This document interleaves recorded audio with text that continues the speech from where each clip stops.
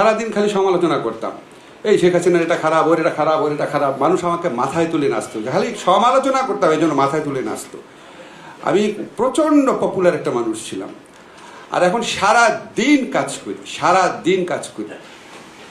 কালকে রাত্রে দুবাই থেকে মিটিং করে এসে রাত 2:30টার মতো কাজ করেছি। সকালে উঠে 7:30 থেকে কাজ করেছি। আমার চোখ জ্বলতেছে, মাথা ব্যথা হয়ে গেছে। সারাদিন কাজ করি আর সারাদিন গালি শুনি।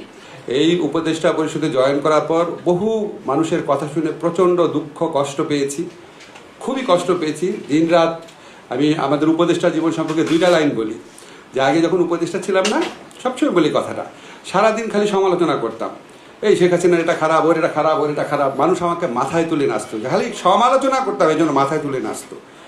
আমি প্রচণ্ড পপুলার একটা মানুষ ছিলাম। আর এখন সারা দিন কাজ করি। কালকে রাত্রে দুবাই থেকে মিটিং করে এসে রাত 2:30টার মতো কাজ করেছি। সকালে উঠে 7:30 থেকে কাজ করেছি। আমার চোখ জ্বলতেছে, মাথা ব্যথা হয়ে গেছে। সারাদিন কাজ করি আর সারাদিন গালি শুনি। এত দুঃখের মধ্যে সবচেয়ে বড় যেটা প্রাপ্তি, সেটা হচ্ছে আমাদের ফয়জুল কবির ভাইয়ের মতো কিছু মানুষের সাথে আমাদের ক্লোজ ইন্টারাকশন হয়েছে। আমরা যখন হতাশ হয়ে যে আচ্ছা আমলাতন্ত্রের দুর্বলতার কথা বলি, মানুষের আপনার দেশপ্রেমের অভাবের কথা বলি, দায়িত্ববোধের অভাবের কথা বলি, আমার মনে হয় যদি ওনার বইয়ের কথা না বলে যদি আমাকে ওনার সম্পর্কে বলতে